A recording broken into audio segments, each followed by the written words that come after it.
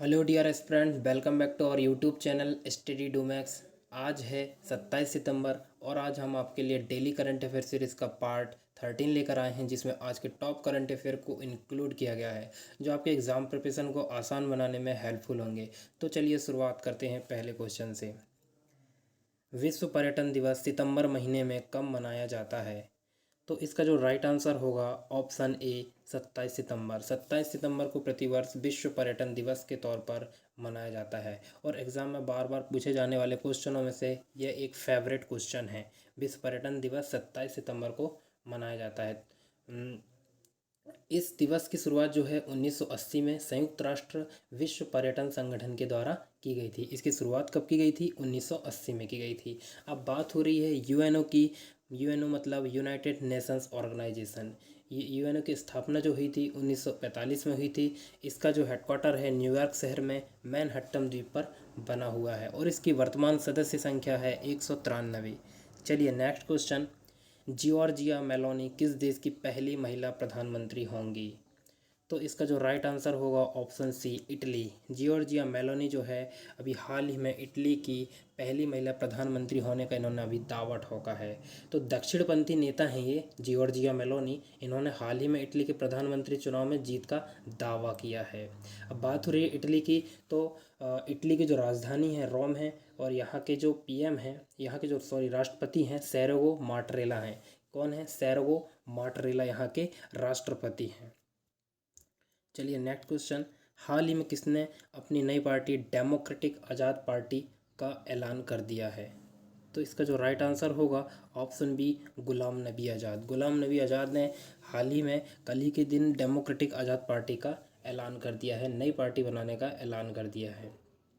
ये जो है जम्मू कश्मीर के पूर्व मुख्यमंत्री भी रहे हैं और गुलाम नबी आज़ाद ने 26 अगस्त 2022 को कांग्रेस पार्टी से इस्तीफा दिया था। इससे पहले ये कांग्रेस पार्टी में थे लेकिन इन्होंने कांग्रेस पार्टी से इस्तीफा दे दिया।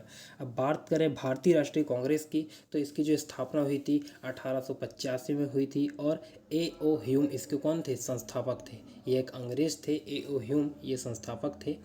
अब बात हो रही है जम्मू कश्मीर की, तो जम्मू कश्मीर के जो लेफ्टिनेंट गवर्नर हैं मनोज सिन्हा हैं और यहाँ की राजधानी क्या है? श्रीनगर है। Next question. हाल ही में भारत, पाकिस्तान, श्रीलंका, बांग्लादेश और किस देश ने APOA का गठन किया है? तो APOA इसका जो गठन है भारत, पाकिस्तान, श्रीलंका, बांग्लादेश और साथ ही साथ नेपाल ने मिलकर के APOA का गठन किया है। अब बात हो रही है APOA की, तो इसका जो फुल फॉर्म है एशियन पॉम ऑयल अलायंस। क्या है? Asian palm oil alliance. अब ये पॉम ऑयल में क्या आता है? पॉम ऑयल में जितने भी खाद्यान्न तेल हैं वो सभी पॉम ऑयल के अंतर्गत आते हैं। एशिया में पॉम ऑयल आयातक देशों का ये एक संगठन बनाने की इन्होंने अभी 22 सितंबर को घोषणा की है। अब बात करें भारत की, तो भारत एशिया में पॉम ऑयल का सबसे बड़ा आयातक देश है। सबसे बड़ा आयातक देश है भारत। भारत की राजधानी है दिल्ली और यहाँ की राष्ट्रपति हैं द्रौपदी मुर्मू और प्रधानमंत्री हैं मोदी। बात करें पाकिस्तान की, तो पाकिस्तान की राजधानी है इस्लामाबाद। यहाँ के जो राष्ट्रपति हैं आरिफ अलवी हैं और प्रधानमंत्री हैं शहबाज शरीफ जो अभी नए बने हैं। श्रीलंका के बारे में बात करें तो श्रीलंका की राजधानी है जयवर्धनेपुरम। राष्ट्रपति हैं रानिल विक्रमसिंघे और यहाँ के जो पीएम हैं दिनेश गुना वार्डेना हैं। कौन है? दिनेश गुना वार्डेना हैं। बात करें बांग्लादेश की, तो बांग्लादेश की राजधानी है ढाका। यहाँ के राष्ट्रपति हैं मोहम्मद अब्दुल हामिद और पीएम कौन है? शेख हसीना भी। शेख हसीना यहाँ की प्रधानमंत्री हैं।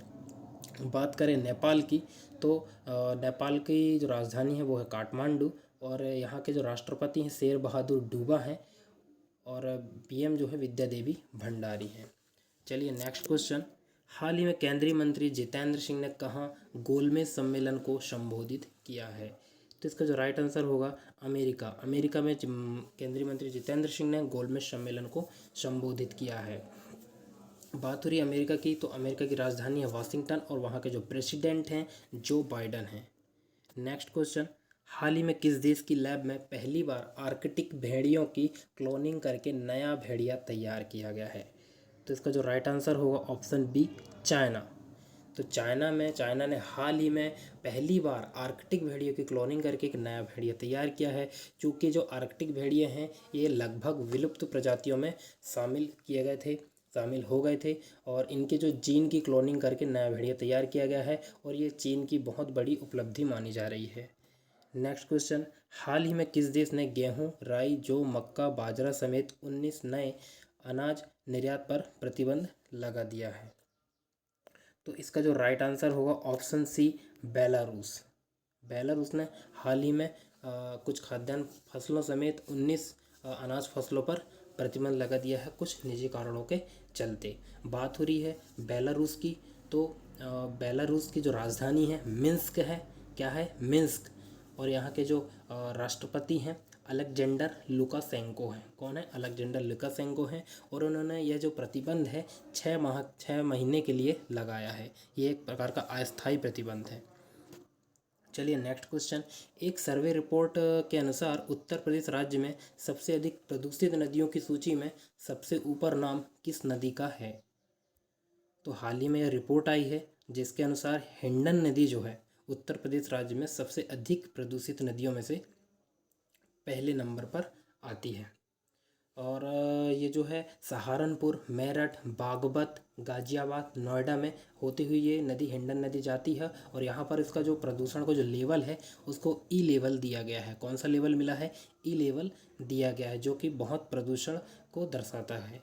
अब बात हो रही है उत्तर प्रदेश की, तो उत्तर प्रदेश की राजधानी लखनऊ है। मुख्यमंत्री हैं योगी आदित्यनाथ और राज्यपाल हैं आनंदीबेन पटेल। नेक्स्ट क्वेश्चन, कौन सा राज्य हाल ही में जनजातियों का विश्वकोश प्रकाशित करने वाला एकमात्र राज्य बन गया है?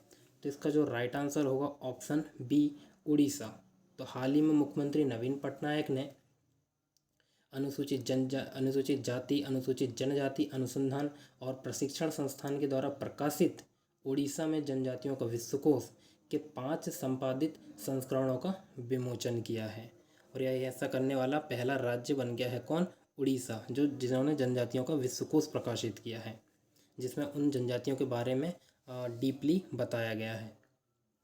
बात करें उड़ीसा की, तो उड़ीसा की राजधानी भुवनेश्वर है। मुख्यमंत्री नवीन पटनायक और राज्यपाल हैं प्रोफेसर गणेशी लाल।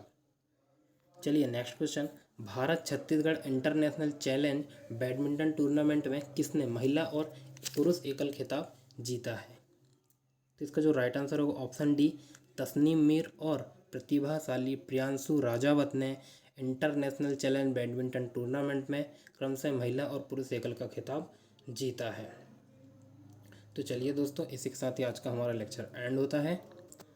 तो दोस्तों ये रहे आज के हमारे टॉप मोस्ट करंट अफेयर के क्वेश्चन। यदि आपको हमारे द्वारा दी गई जानकारी पसंद आती है तो आप हमारे चैनल स्टडी डू मैथ को लाइक एंड सब्सक्राइब कर सकते हैं। और आज के करंट अफेयर की PDF मैं अपने टेलीग्राम चैनल पर डाल दूंगा, तो आप वहां से डाउनलोड कर सकते हैं। Thank you.